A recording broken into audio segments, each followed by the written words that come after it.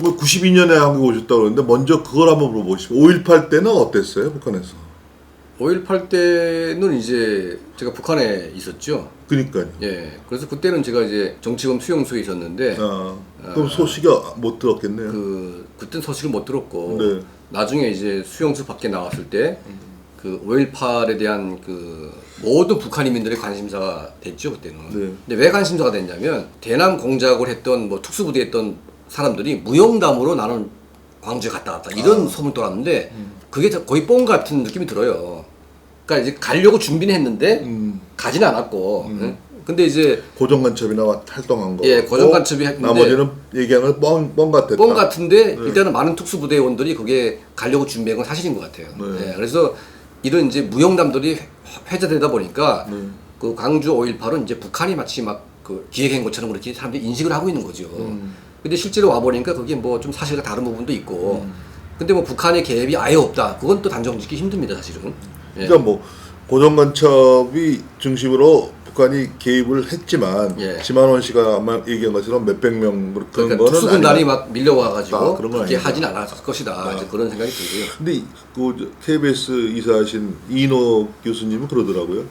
북한에서 5.18에 개입을 했느냐 그랬더니 북한에서 개입 안 했으면 직무유기 아닙니까 그러더라고요. 직무유기죠. 그러니까 그런 거를 했는데 어느 정도 했는가는 그 지만원 씨가 얘기한 정도까지는 아닌 것 같다. 그러니까 그러니까 팩트는 이제 북한의 정보기관 나중에 통일돼가지고 팩트를 뚜껑 열어보면 알겠죠. 아까 말씀했다시피 그런 중대한 사건이 나왔을 때 북한의 정보 공작 기구가 가만히 있는다. 이거는 사실은 상식적으로 맞지가 않고요. 그러니까 어떻게 개입했냐? 그러니까 북한의 김일성이가 광주 사건이 일어났을 때 그게 왕창 개입을 해가지고 뒤집어 버렸어야 되는데 그걸 후행했다고 그래요. 그러니까 내가 김일성이라도 예, 가능한 법인은 뻥을 쳤을 것 같아. 그렇죠. 예. 그럴 가능성이 있는 것 같아. 근데 이제 확실한 거는 통일해보겠다는 사건 있지 않습니까? 네, 네, 네. 그 김종태, 네. 그 뭐 신영복이라는 거, 네, 네, 네, 네. 문재인 대통령이 뭐 좋아한다는 신영복. 네, 네. 그 사건은 네. 확실하게 북한이 했다고 주장을 합니다. 김일성이가 김정태가 죽었을 때 네. 그렇게 울었대요, 막. 네. 너무나 유능했고 너무나 이제 그 어려운 환경 속에서 대한민국에 이제 간첩망을 아예 만들어놨으니까 북한에서 김정태 전기 기관차 공장이 있어요. 그 연합기업소라고 하는데 우리는 대기업이죠 이게. 그 연합기업소의 이름을 김종태로 달았습니다. 김종태로. 네. 그리고 김종태 이름을 단 학교들이 생겼고. 그러니까 그런 정도의 간첩망들을 세우기도 힘들었는데 그게 일망타진되면서 주저앉은 듯 했지만 현재 집권 세력의 뿌리는 통일혁명당이 있다고 보거든요. 저는 한명숙 씨 남편도 그 박모라는 사람. 예, 그 사람도 얘기는 못 들었어요. 신영복은 얘기 들었고요. 예, 그 한명숙인가요? 네, 항명숙 예. 총리의 남편도 박 교수라는 사람. 예, 그 사람도 여기 통일혁명당에 들어가 있었고 그쵸, 네. 김호 씨도 들어가 있었고. 근데 지금 청와대 인선 보니까 우연의 일치인지 모르겠지만 그때 그 통일혁명당 그 인맥들 네. 그 자녀들이 막 들어와 있다고 논란이 있지 않습니까 지금. 그리고 이제 문재인 대통령 본인의 입으로 네. 신영복이를 칭찬하지 않았습니까? 그렇죠. 이게? 네. 예. 그러면 그게 북한의 적화 통일 간첩 두목 중에 한 사람인데 그 사람을 이제 진보의 아이콘으로 만들어 놓고 마치 훌륭한 사람처럼 그렇게 한다는 것은 간첩 행위가 훌륭한 것인지 그의 행동이 정당한 것인지 대통령이 그게 도대체 그런 말을 할 수 있는 것인지 정말 이거는 무책임하고 말도 안 되는 얘기라고 보는 거죠. 네. 이 범주에 있는 사람들은요 북한 주민의 인권에 인자도 말을 안 꺼냅니다. 네. 오죽했으면 저 미국의 이번에 연방 하원의원 그 우리 한인으로 국회의원 되신 네, 분, 네, 예. 네. 그분이 오셔가지고 네. 문재인 대통령에게 현재 지금 중국 감옥에 있는 탈북자 가족을 좀 구출해달라. 네.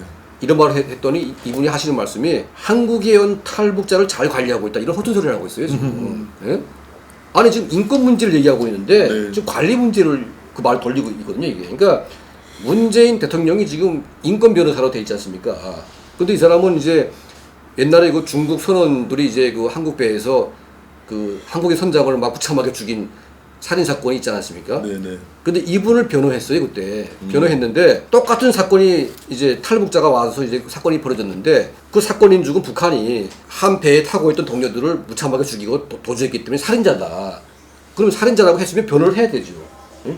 대한민국에 왔기 때문에 대한민국 법에 의해서 법적인 절차를 밟아야 되는데 대한민국 역사상 처음으로 북한 주민을 남쪽에 왔는데 북한에 송환시켰습니다. 어떻게 보면 간첩보다 더 간첩 같은 반역 행위를 저는 보고 있거든요. 예, 그래서 이 부분은 사실 다른 여러 가지 잘못된 부분들이 많지만 탈북자 강제 송환 문제는 대한민국 역사상 가장 비양심적인 가장 타락한 범죄 행위를 저는 보고 있고요. 정권이 바뀌면 여기에 관련자들은 전부 다 감옥에 가야 되지 않을까 하는 저 개인적인 바람입니다. 문재인이 뭐 인권 변호사라는 거는 뭐 네. 노무현이 인권 변호사인 거를 좀 도와주다 하다 보니까 인권 변호사 된 건데 노무현 자체도 원래는 돈 벌기 위해서 했다가 뭐 현대자동차 양쪽 하다가 이렇게 뭐 인권 변호사 등장하는 그런 좀 어떻게 보면 사입이라고 볼 수도 있는 것 같죠. 북한이 남한에 있는 그 한국 주사파라고 할까요? 종북 세력들을 어떻게 관리하고 있는가 이제 통일을 위해도 그 문제가 될 것 같은데 그것에 대해서 물어보기 전에 제가 경험을 하나 얘기할게요. 제가 공군 소위로서 그 오산 에어베이스에서 근무를 했습니다. 근데 일주일에 한 번씩 당직을 서요. 당직을 어디 가서 쓰냐면 무기고가 있는데 그 무기고에 이제 거기서 이제 방위병 사병들하고 같이 자면서 당직을 쓰는데 미군 무기고 주변에 사람들을 다 분리해놨어요. 그러니까 뭐 전쟁이 발생하면 이게 어느 정도 적화인 사람이기 때문에 어떻게 사살하고 어떤 단계를 하는 거 다 분리해놨더라고요.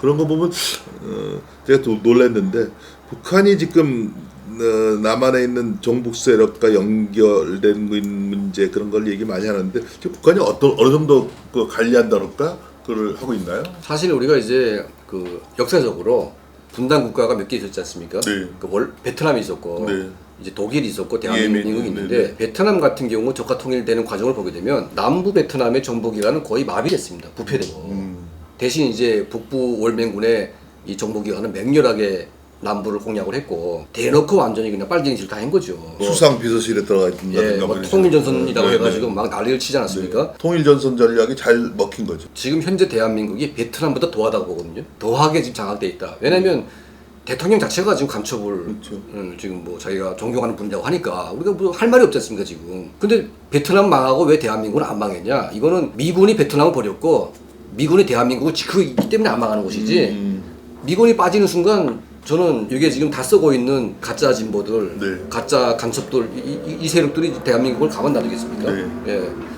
그러면 이제 독일 같은 경우에는 통일된 이후에 동독의 수타지 문건을 열어보니까 너무나 끔찍한 이 반역 행위들이 발견됐는데 이걸 dur수시키기 시작하면 이 사회 통합이 안 된다. 그래가지고 이제 이거를 사회 통합 차원에서 다 묻어뒀다고 합니다. 근데 그럼에도 불구하고 서독은 동독 정보기관의 영향권에 두지 않았습니다. 그러니까 공작에 실패한 거죠. 어떻게 보면. 근데 대한민국은 베트남보다 더 성공을 했다.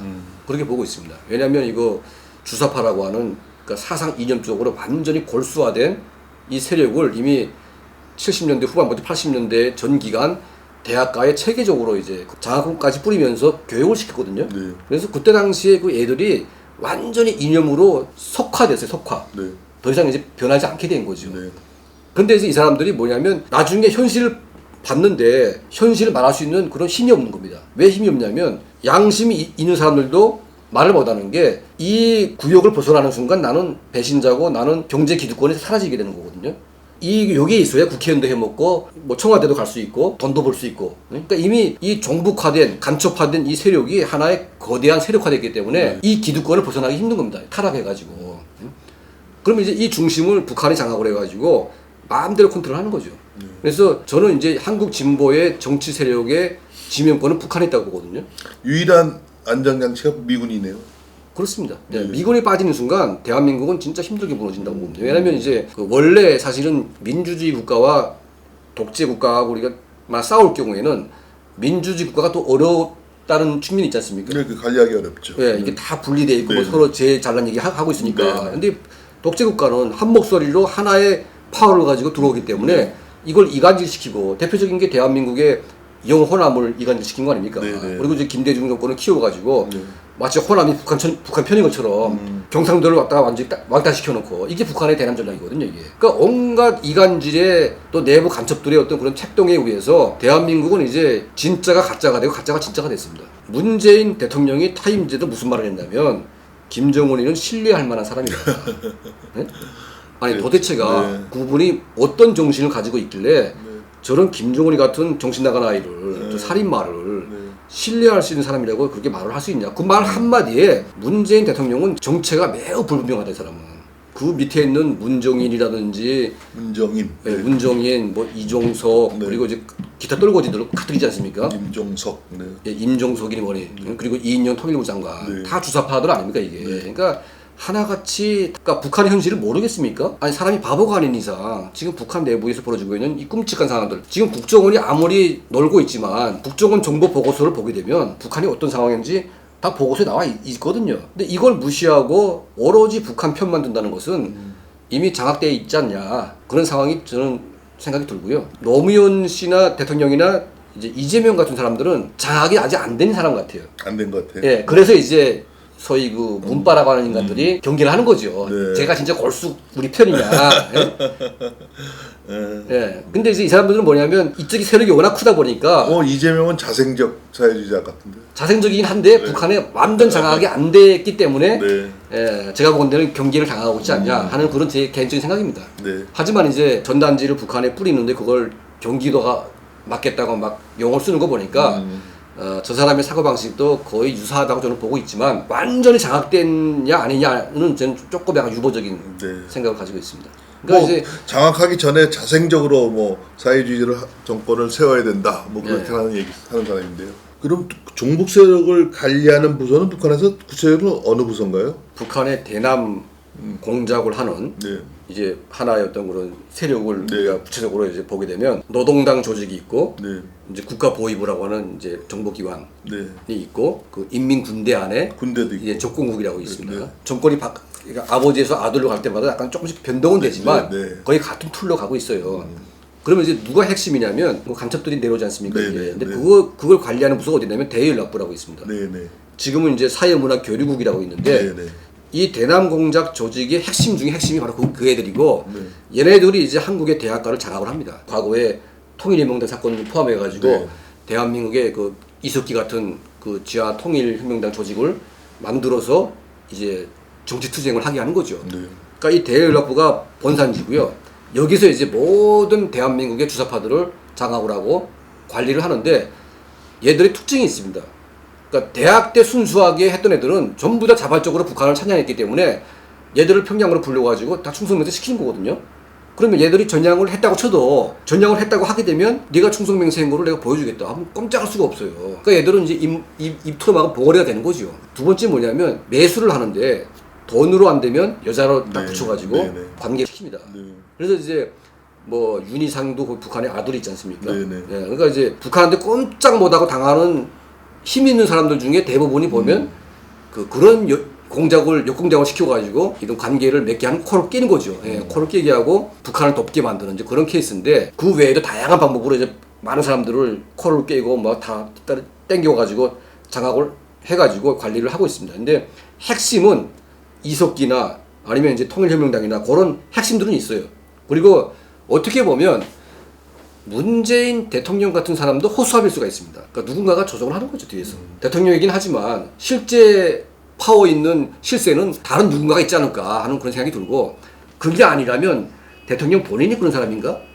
참 의심스럽긴 하죠. 그래서 이 대연락부가 있고 통전부라고 있는데 이 통전부는 대놓고 그야말로 선전도 하고 포섭을 하는 겁니다. 그래서 이 통전부가 김대중 노무현 정권 때 파워를 엄청 키웠어요. 왜냐하면 북한 정권이 몰락할 때 대남 공작 기관의 제일 큰 임무가 돈을 뺏어오는 거거든요. 그러니까 통전부가 몸집을 키워가지고 뭐 통일부 어느 부서에 돈이 얼마 있다 이걸 다 알아내가지고 돈을 가져오게 하는 거죠. 그래서 뭐 교회 통해서 가져오고 모델 통해 가져오고 그래서 통전부가 빨대를 꽂아가지고 돈을 엄청나게 끌어모았는데 이때는 대남 공작 부서가 그런 역할을 많이 했어요. 근데 지금은 통전부가 줄어들었습니다. 왜냐하면 대화가 안 되니까 지금. 그리고 이제 인민군대 안에 적공국이라고 있는데 이 특수무력은 유사시 때 미군 기지라든지 청와대라든지 또 이제 뭐 대전에 있는 국방부 이런 청사들 갖다가 타격을 하는 그런 인민군대 특수무력이 있는 거죠. 그러니까 이런 세 개의 카테고리가 이제 움직이고 있는데 북한은 이제 국력에 비해서 대한민국의 정보기관의 약 한 10배 이상의 돈과 인력을 씁니다. 그러니까 다른 부분은 다 우리가 북한에 압도적으로 이기고 있는데 정보 분야에서만 대한민국의 정보력이 북한에 떨어지고 있거든요. 네. 게다가 이제 다 아시겠지만 그 박지원 씨라고 하는 사람이 국정원장감입니까 지금? 네? 아니 그게 뭐 북한에 돈이나 퍼주고 온갖 누나를 굴리면서 그런 사람이 국정원장을 시키는 것도 문제지만 네. 네? 그럼 그 사람이 국정원장 돼가지고 그러니까 거의 베트남 말기 수준으로 지금 가고 있다. 제가 이제 예, 이런 예. 질문을 하는 이유가 예. 우리나라에서 뭐 이게 떠도는 얘기가 예. 사실 북한에서 남한 쪽에 서열을 매기면 예. 뭐 김재인은 30med이고 예. 임종석은 8이 되고 예. 뭐 이렇게 한다 뭐 그런 뭐 그 사람들이 해갖고 남한이 시원찮으면 정권을 바꾸고 예. 뭐 사회주의 헌법으로 개정을 한다든가 뭐 국회를 해산시키고 그럴 수도 있다. 예. 올 10월에 예. 그런 얘기도 돌아다녔기 때문에 그런 얘기 들었는데 그런 게 좀 어느 정도 사실일까요? 제가 보건대는 북한에서 뭐 아까 한명숙 남편이 뭐 몇 번이고 뭐 이렇게 다 서열이 맺어져 있나요? 그건 저희가 뭐 단정 지을 수는 없지만 네. 아마 이제 개연성이 있다. 실제로 보이는 실세와 네. 실제 실세는 다른 거죠. 네. 원래 북한 정권 자체가 그렇습니다. 그러니까 눈에 보이는 마담은 힘이 있어 보이지만 마담이고 네. 실제로 그 사람들을 움직이는 사람은 뒤에 따로 있거든요. 네. 예, 그러니까 남쪽의 이런 그 간첩망들 정치 체계는 다 그런 식으로 한다고 봅니다. 그러니까 내 밖에 있는 사람은 허수아비고 네. 실제로 눈에 안 보이는 누군가가 그걸 조정하거나 뭔가 움직이고 있지 않냐. 예, 근데 그게 이제 역사가 너무 깊고 이젠 대한민국이 그게 하나의 기득권화가 되고 여기에 붙어 있어야만 내가 국회의원도 해먹고 정치도 해먹고 돈도 벌고 하기 때문에 이거는 이제 국민들이 뭔가 바뀌지 않으면 이 범죄 카르텔은 깨기가 쉽지가 않다. 매우 위급한 상태로 지금 보고 있습니다. 지금. 오늘 그 주제가 우리가 모르는 북한의 민낯이에요. 네. 그래서 우리 이 얘기를 마무리하면서 대표님이 이제 꼭 해주고 싶은 얘기가 있으면 마지막으로 해주시죠. 대한민국은 이제 이승만 대통령이 자유민주주의를 선물했고 네. 그리고 이제 대한민국 국민들은 반세기 이상을 자유를 누리고 있는데 그 자유가 얼마나 중요하고 네. 소중한 것인지 망각을 하는 것 같습니다. 당연한 거지만 북한 주민의 자유와 인권을 우리가 함께 공유하지 않고 있다. 네. 이게 정말 불행한 일인 거지요. 네. 그래서 이제는 다음 정권은 정말로 북한 주민의 자유와 인권을 생각하고 자유민주주의의 가치로 북한 지역을 통일할 수 있는 그런 온전한 사람을 뽑지 않으면 정말 대한민국이 북한화될 수 있다. 네. 이런 위험한 단계까지 왔기 때문에 정말 정신 차리고 이제는 좀 우리가 뭔가 바꿔야 되지 않을까. 그런 좀 충고를 좀 하고 싶습니다. 대표님 장시간 감사합니다. 아유, 고맙습니다. 예.